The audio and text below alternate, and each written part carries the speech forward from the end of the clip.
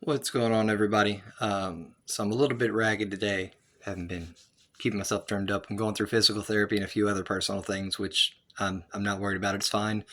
But that's why I've been kind of back and forth with consistency on the videos. I've had some other stuff going on. Um, I wanted to talk today about a few different things, but uh, Elijah specifically, and him being the original Voltaire. I mean that's essentially how the category that I would put him into from a historical perspective. Also, wanted to touch on this real quick before I get into that. Uh, in my previous videos, I talk about how all rules must have an exception to be valid. This is just the way of life, and how it's an absolute thing, and how this extrapolates, how equal opposites extrapolate data, and how you answer one question and you get more questions and you get more data. When it comes to light, um, another textbook example that I've been studying more here recently, purple does not exist. So, as weird as that sounds, purple does not exist. All of the lights, all of your color on the light spectrum is a result of photons. There are no purple photons. That's like you go through the light spectrum. What happens is there's a few different people that have already done videos on this. I don't have the graphs and all this stuff to show you, but the idea is that science already accepts so many of these things in different fields without seeing the connection, without seeing how this is following the same logic as that. And even with light itself, all rules must have an exception. So when you're dealing with light, purple is the exception to all of the other light options because it does not actually exist on the spectrum. Our brains invent it.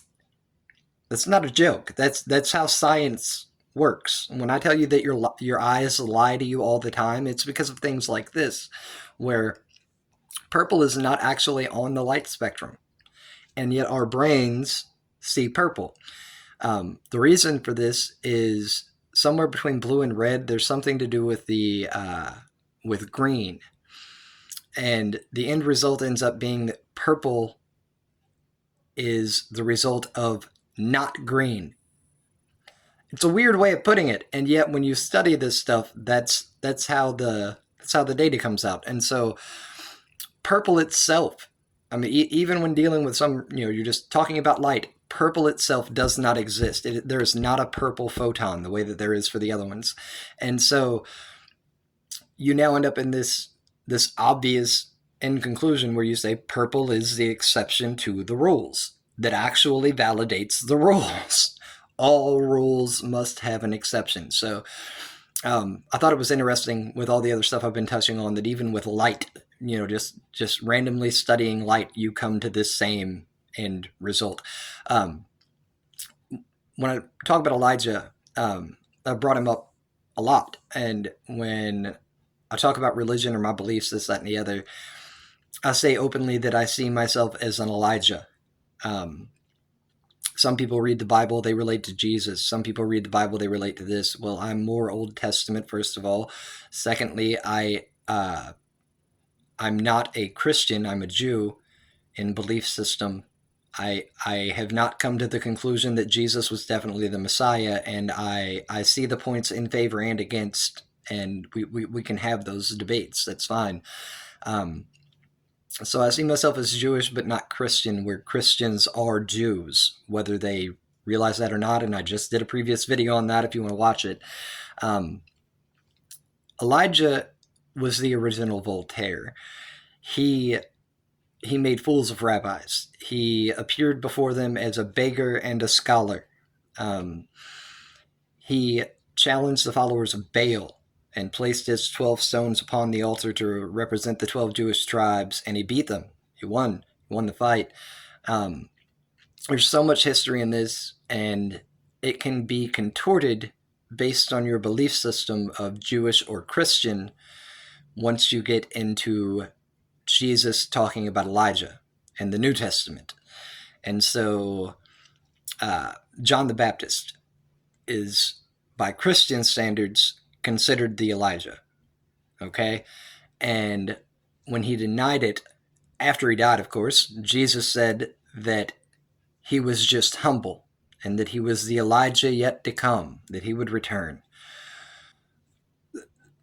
The Old Testament and the New Testament don't really have argument on this, I don't believe, where Elijah comes back before Jesus.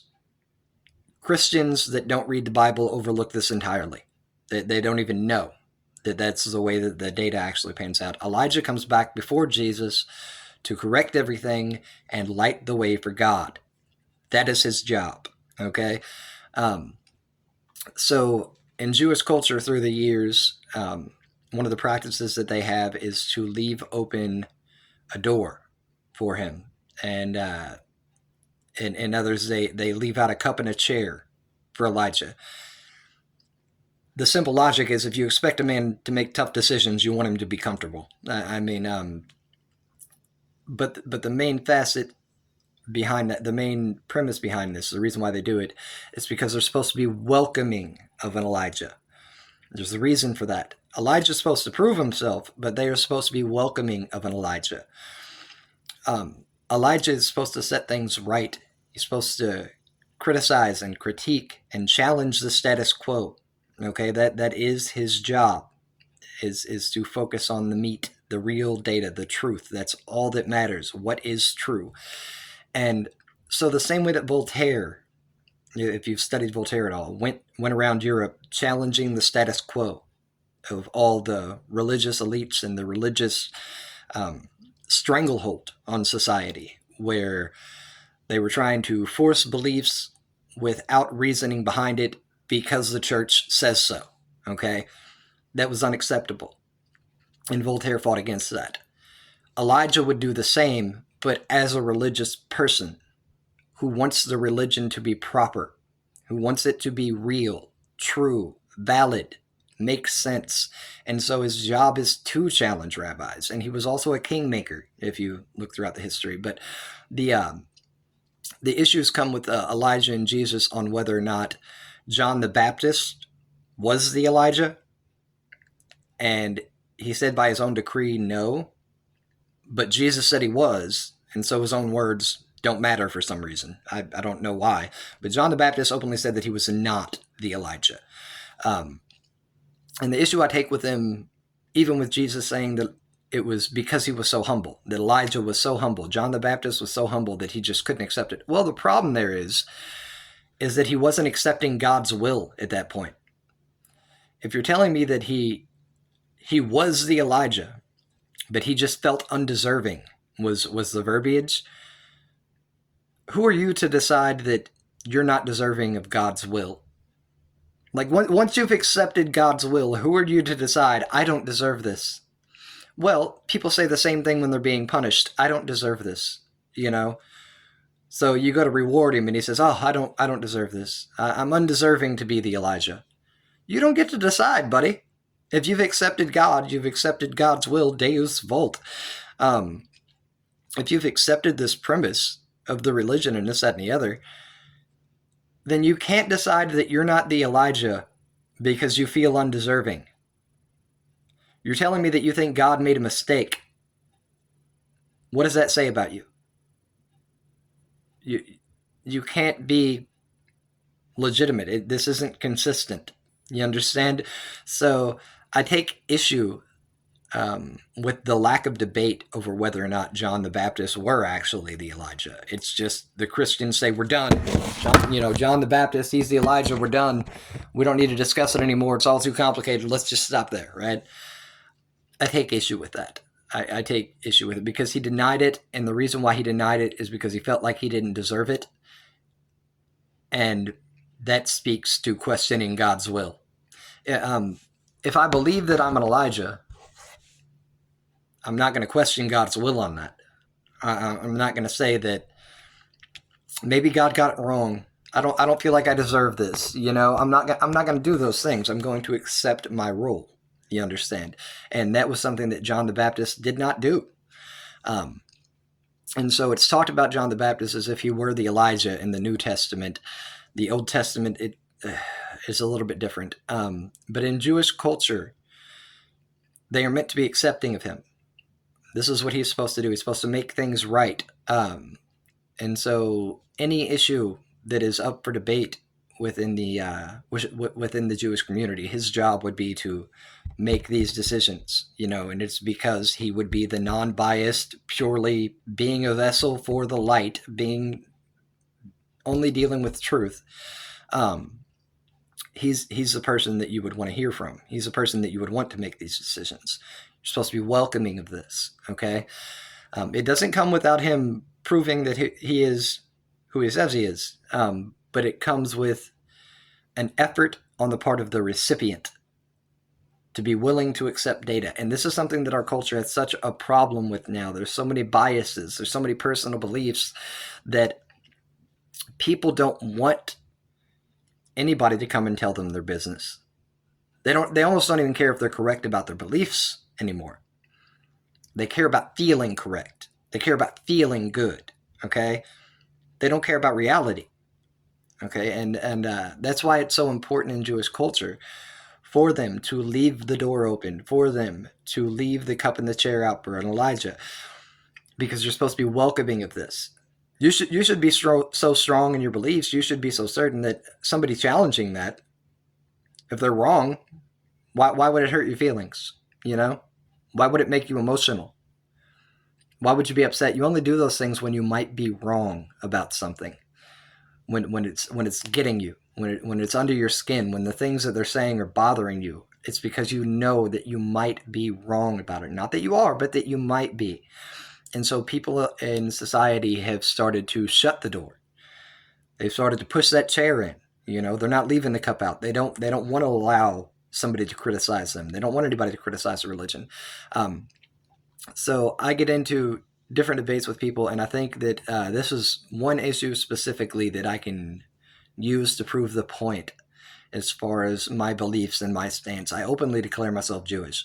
I openly say this is my belief structure, even though I'm not a perfect Jew, even though I don't wear a yarmulke, even though this, even though that. This has been a process in my life that got me to this point to make this distinction. And in all honesty, for various reasons, I think that wearing a yarmulke on my end would be disrespectful. Okay, and I will happily discuss that with people as we go. But take one issue.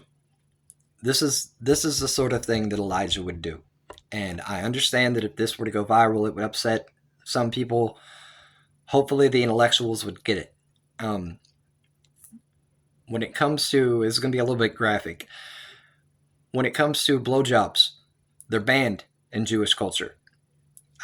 This is not a primary concern for me, okay? But I hear some ex-Jewish comedian in an interview, whether it was on Tucker Carlson on YouTube or with some, it could have been anybody, I can't remember who it was, but there was an interview with this comedian, ex-Jewish comedian, and his primary thing when he was asked about it, like he started griping about the fact that Jews don't allow blowjobs.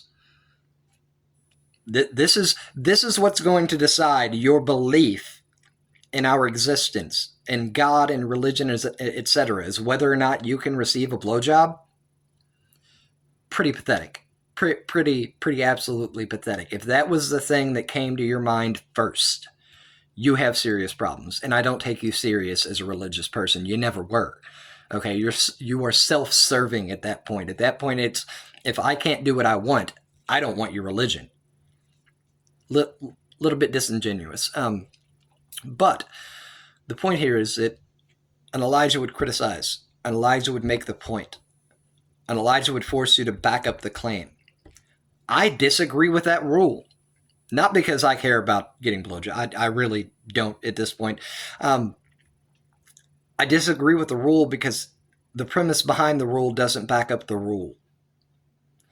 The reason why Jews aren't allowed to have blowjobs is because they're not supposed to waste the seed. That is the reasoning. Like there's not anybody saying anything else, they're lying to you. The actual Jewish belief structure here, the actual Jewish belief is that you are not supposed to waste the seed. And so you can't have blowjobs. Blowjobs are out, right? That's a ridiculous conclusion. One, what you've told me is that I either can't have an orgasm while receiving a blowjob, or that she still has to use it afterwards. That's what you've actually told me, but that sounds a little bit graphic, and you don't like saying it out loud, even though it's true. Here's the reason why that matters. The symbolism can never outweigh the reason behind the symbolism. It can't. If you do that, you are wrong. In this case, when it comes to blowjobs, the symbolism has outweighed the reason behind the symbolism, and they are spitting in the face of that which they are trying to promote, procreation. They're sucking the fun out of it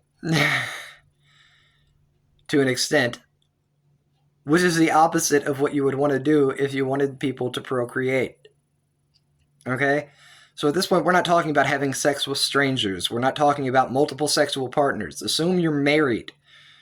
Okay? They'll tell you you're still not supposed to receive a blowjob because you're not supposed to waste the seed. So long as the seed is not wasted, it is perfectly fine to get a blowjob. That's what you've told me. That's what an Elijah would say. Doesn't matter how many rabbis might come at him and condemn him and say, oh, this evil. No, I am telling the truth. That is the actual truth. Your reasoning for the symbolism is this. So that is what we have to cater to. Okay? So when it comes to Jewish culture and the yarmulke or the kippah, I took a very specific stance from jump. And it's because of a couple of the comments that were made to me when I first started doing any of the toe equation stuff. If any of my work is correct on the toe equation, if I am actually 100% correct, this is the way that it is, I got it right, and I will back it up to the end of time. It's still unrefuted. Nobody seems to be able to prove me wrong. Okay.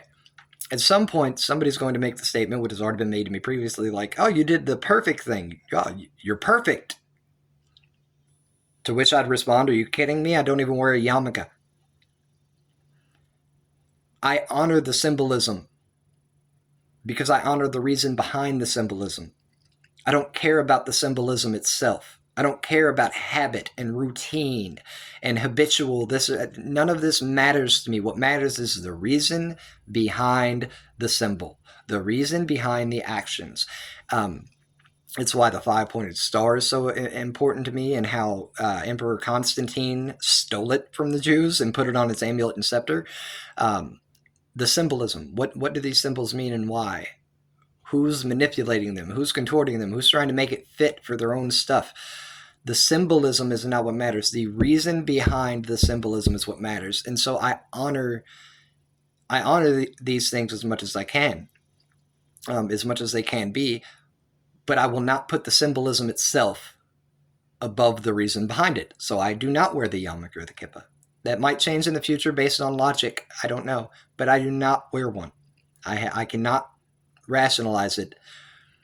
It's a manner of intentionally flawing myself for that specific argument. And when it comes to the idea of oral sex, your reasoning behind it is what matters. I don't care about the symbolism. I don't care that you're saying you can't do this. Why? Why can't you?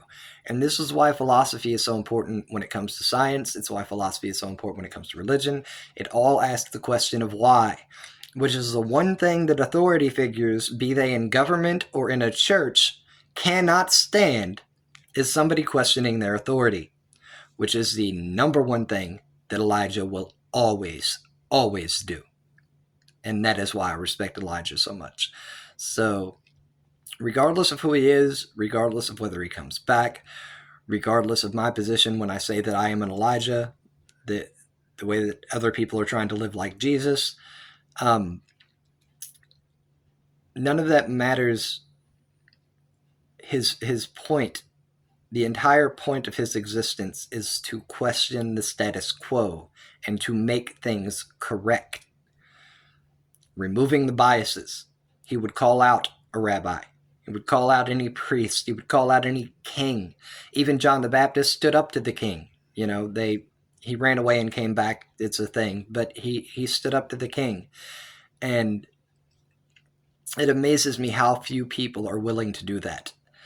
And so when it comes to Elijah, he was the original Voltaire, and it is the exact type of person that I choose to be regularly. And I only care about being a vessel for the light. I only care about knowledge and truth. These are the things that matter. Everything else is nonsense. It doesn't mean anything. And so, if you could model yourself after somebody, I would say to model yourself after an Elijah, and that Elijah was the original Voltaire, and that many people do not realize how connected they are in that sense. So remember philosophy and science. Remember philosophy and religion. Never stop asking the question of why. I say this as a devout person who believes in God. Never stop asking the question why. That is where the meat is discovered. That's what decides the rules. That's what decides the symbolism. Why? And if you're not going to ask those questions, you're not nearly as devout as you think you are. You are a slave to habit, consistency, familiarity. These things are not doing you any justice. So make sure that you're always questioning things. That's it for today. I'm going to go ahead and handle a couple more things that I need to do, but I wanted to touch base on that and give you kind of an example of the type of person that Elijah is and why that is the case, and how it applies practically here. But again, don't forget, exception to every rule that always must exist. The color purple. What's up with that? So there are rules in play that do not change. There are rules that apply to everything that you just cannot get around. And I feel like color, or light, I should say, with purple is a prime example of that. It doesn't matter how you look at it. All rules have an exception. There is not a photon for purple. It does not actually exist. Our brain brings it into existence. It's an odd thing. So take care, guys. I'm gonna do a couple more videos. I've got some ideas in line. I just have not fleshed them out, and I want to make sure that I have studied them enough to be able to tie a comprehensive video together here. But study Elijah in the Bible. Study him. Doesn't matter if you're Old Testament or New Testament. Study Elijah. Look up the passages. Find out what he did. Study Voltaire. Study these men. Study everything that they did and why, and you'll understand a bit more about why people respect an Elijah and why people didn't respect Voltaire. And it's because of the people that they were discussing things with. To summarize, in Jewish culture, Elijah will happily go out and talk to your average everyday people. Common, it doesn't have to be a rabbi. It doesn't have to be a church. He could walk right into your home and just have these discussions. Whereas Elijah was directly attacking government reps, was directly attacking the church. He was directly just going after all of these authority figures. Okay? That was not Elijah's entire premise. If you do that, you leave out all of the educational aspects where you're supposed to be teaching people things. And Voltaire didn't do a lot of that. Elijah did. So you guys have fun, and I will hopefully see you tomorrow. If not tomorrow, it will be over the next few days. I will have my next video up. So thanks.